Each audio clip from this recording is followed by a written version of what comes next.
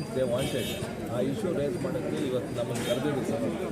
As an MP they had called me today to put in their views. ನಾನು ಅವ್ರಿಗೆ ಏನು ಹೇಳಿದ್ದೀನಿ ಅಂದರೆ, ಏನು ಇವಾಗ ಈ 14-15 ಯೂನಿಯನ್ಸು ಇಲ್ಲಾಂದರೆ ಅಸೋಸಿಯೇಷನ್ಸ್ ಅಂತ ಏನಿದೆಯೋ, ನಾನು ಮೊನ್ನೆ ಸೆಷನ್ಸಲ್ಲಿದ್ದಾಗೆ 2-3 ಜನ ಅಸೋಸಿಯೇಷನಲ್ಲಿ ಹೋಗಿ ಸೆಕ್ರೆಟ್ರಿ ಅವ್ರನ್ನ ಮಾತಾಡಿ ಅವ್ರಿಗೊಂದು ಮೆಮೊರಂಡಮ್ ಕೊಡ್ತಾರೆ. ಅದಾದಮೇಲೆ ನಾನು ಹೋಗಿ ಮಾತಾಡುವಾಗ even the secretary is confuse. That is why ಡಾಕ್ಟ್ರನ್ನ ಮತ್ತು ಅಡ್ವೊಕೇಟ್ ಸಾಹೇಬ್ರು ಏನಿದಾರೋ,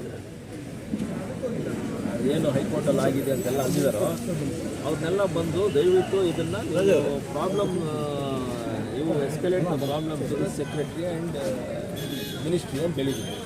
ಸೊ ಅವ್ರಿಗೂ ಅರ್ಥ ಆಗುತ್ತೆ which is correct, which is wrong ಅಂತ. ಅದಾದಮೇಲೆ you can take a step forward.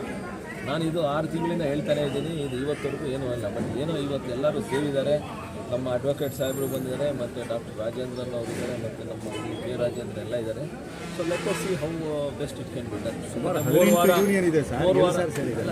ಅದೇ ನಾನು ಇವಾಗ ಯಾವುದು ಇದೇ ಸಮಸ್ಯೆ ಇದೆ ಎಲ್ಲರೂ ಸೇರಿದ್ರು ಅಂತ ಇನ್ನು ಪ್ರೂವ್ ಮಾಡಬೇಕು ಅಷ್ಟೇ ನಾವು ಇಲ್ಲಿ. ಅದು ಬಿಟ್ಬಿಟ್ಟು ಇವಾಗ ನೀವು ನಾವು ಹಿಂಗೆ ಇದೆ ಅಂದರೆ ಇನ್ನು ನಮ್ಮದು 5 ವರ್ಷ ಕಳೆದೋಗುತ್ತೆ. It all depends on the people, on the employees. ಪಾಪ ಇನ್ನು ಅವ್ರು ಸಫರ್ ಆಗ್ತಾರದು. ಸರಿ, ಇದನ್ನು ಸಾಲ್ವ್ ಮಾಡೋಕ್ಕಂದರೆ ಇವ್ರು ಏನು ನಿಮ್ಗೆ ಎಕ್ಸ್ಪ್ಲೇನ್ ಮಾಡ್ತಾರೋ ಅದರಲ್ಲಿ ಇವಾಗ ಡಿಸಿಷನ್ ತೊಗೊಳಕ್ಕೆ ಸೆಕ್ರೆಟ್ರಿ BGML ಇಶ್ಯೂ ನೀವು ಹ್ಯಾಪ್ನಿಂಗ್. ನಾಳೆ ನನ್ನ ಇಂಜಿನಿಯರಿಂಗ್ ಸೆಕ್ಷನ್ನು ಮತ್ತು ಕಮರ್ಷಿಯಲ್ ಇಬ್ಬರನ್ನೂ ಬರೋಕ್ಕೆ ಕೇಳಿದ್ದೀನಿ. ದ ಹೆಡ್ಸ್ ಆಫ್ ಇದು ಬ್ಯಾಂಗ್ಳೂರು ಡಿಪಾರ್ಟ್ಮೆಂಟ್ ಇದೆ, ಕೋಲಾರ ಆಫೀಸ್ ಬರೋಕ್ಕೆ ಕೇಳಿದ್ದೀನಿ. Whatever is there we are trying to do as fast as possible. ಏನೋ ಒಂದು ಡೆಡ್ಲೈನ್ ಕೊಟ್ಟಿದ್ದಾರೆ. ಆ ಡೆಡ್ಲೈನ್ ಏನು ನಾಳೆ ನೋಡಿಕೊಂಡು ಅದನ್ನು ಯಾವಾಗ ಆಗುತ್ತೆ ಏನು ಅಂತ then again I will give one memorandum to the ಇದು ಮಿನಿಸ್ಟರ್. ಎಲ್ಲ ಡೀಟೇಲ್ಸ್ ಕೊಡ್ತಾರೆ ಸರ್. ಇವಾಗ BGML ಎಂಪ್ಲಾಯ್ ಇಶ್ಯೂ ಬಂದಿದ್ದೀರಲ್ಲ ಸರ್, ಏನು ಅವ್ರಿಗೆ ಅಶ್ಯೂರೆನ್ಸ್ ಕೊಡ್ತಾ ಇದ್ದೀರಾ? ಮನೆಯದೊಂದು ಅಶ್ಯೂರೆನ್ಸ್ ಕೊಟ್ಟಿದ್ದೀನಿ. ಮನೆಯದೊಂದು ಅಶ್ಯೂರೆನ್ಸ್ ಕೊಟ್ಟಿದ್ದೀನಿ. ಏನು ಅವ್ರದ್ದು NOC ಏನು ಬೇಕು ಅಂತ ಇವ್ರು ಕೇಳ್ತಾ ಇದ್ದಾರೆ, ನಮ್ಮ ಕಮಿಷನರ್. ಯಾಕಂದರೆ ಅದು ಆಲ್ರೆಡಿ ಎಕ್ಸ್ಪ್ಲೇನ್ ಮಾಡಿದ್ದೀನಿ. ಅದು ಸೆಕ್ರೆಟ್ರಿ ಮೈನ್ಸ್ಗೂ ಗೊತ್ತು.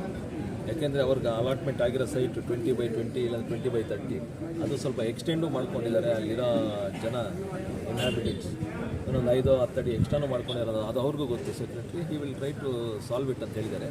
ಇವಾಗ ಇದನ್ನು ಏನು ಇವಾಗ ಕಮಿಷನರ್ ಹತ್ರನೇ ಅಫಿಷಿಯಲ್ ಲೆಟ್ರ್ ತೊಗೊಂಡಿದ್ದೀನಿ, NOC ಒಂದು ಬೇಕು ನಿಮಗೆ ಅಂತ. NOC ತೊಗೊಂಡು ಅದು ಏನು ಡಿಸೈಡ್ ಮಾಡ್ತಾರೋ ನೋಡಬೇಕಾಗುತ್ತೆ.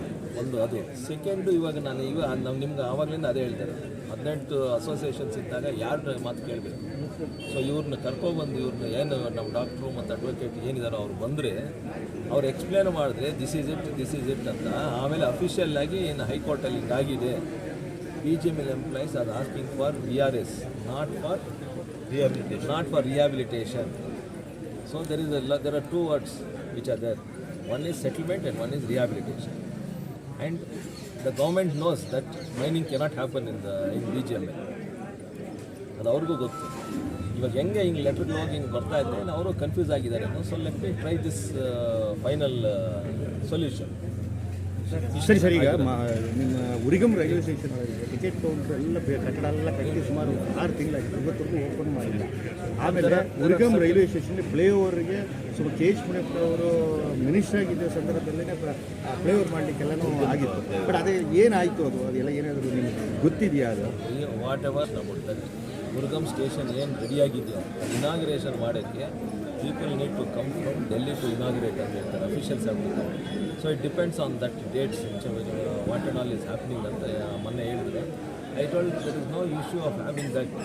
ಇದು ಏನಾದರೂ ನಾಳೆ ಏನು ಬಂದು ಆನ್ಸರ್ ಕೊಡ್ತಾರೋ ನೋಡಿಕೊಂಡು ನಾನು ಪಾರ್ಲಿಮೆಂಟಲ್ಲೇ ಒಂದು ಕ್ವಶನ್ ರೇಸ್ ಮಾಡಿದೆ. ಫೆಸಿಲಿಟೀಸ್ ಎಲ್ಲ ರೆಡಿಯಾಗಿದೆ, ಕನ್ಸ್ಟ್ರಕ್ಷನ್ಗೆ ಇಷ್ಟು ಖರ್ಚಾಗಿದೆ, ಕಂಪ್ಲೀಟ್ ಆಗಿ 8 ತಿಂಗಳಾಗಿದೆ.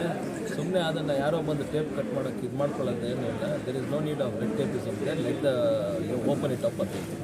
ಆವಾಗ ಮಿನಿಸ್ಟ್ರಿಗೂ ಸ್ವಲ್ಪ ಇದಾಗುತ್ತೆ, ಓಪನ್ ಮಾಡಿಸ್ಬಿಟ್ಟು ನಾಳೆ ನಾವು ಲಿಸ್ಟೇ ಕೊಟ್ಬಿಟ್ಟಿದ್ದೀವಿ ರೈಲ್ವೆ ಸರ್. ಇದು ವಾಟ್ಸಪ್ ಮಾಡಿ ಸರ್ ಬೆಮ್ಮಲ್ ಕಾಂಟ್ರಾಕ್ಟ್ ಎಂಪ್ಲಾಯೀಸ್ ಅದು ಅವರು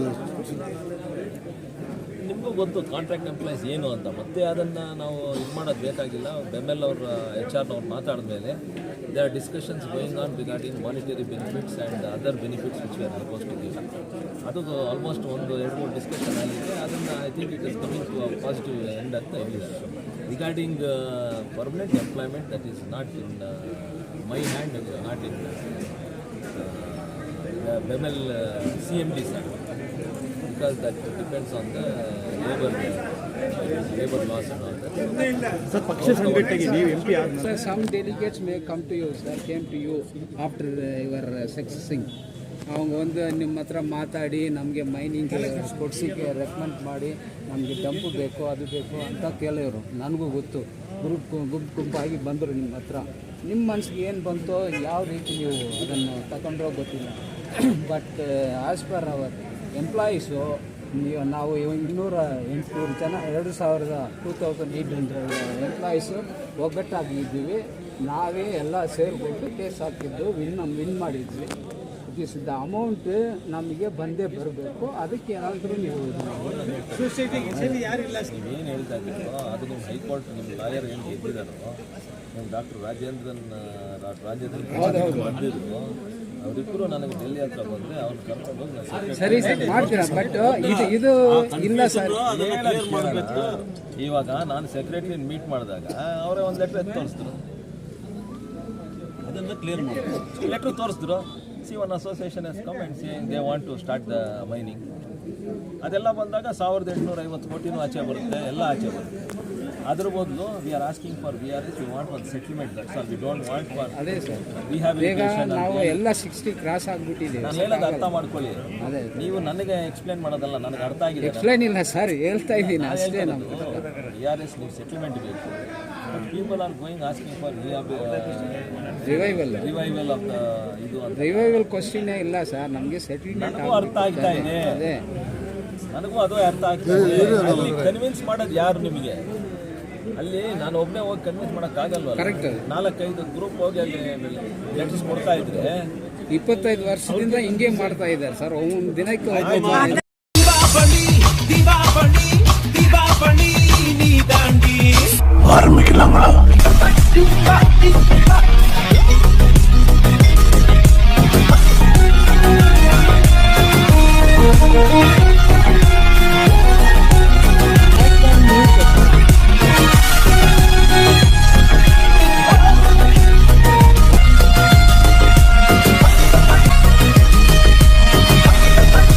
தரம் என்றும் நிரந்தரம், தரம் என்றும் நிரந்தரம், தரம் என்றும் நிரந்தரம். வாங்க.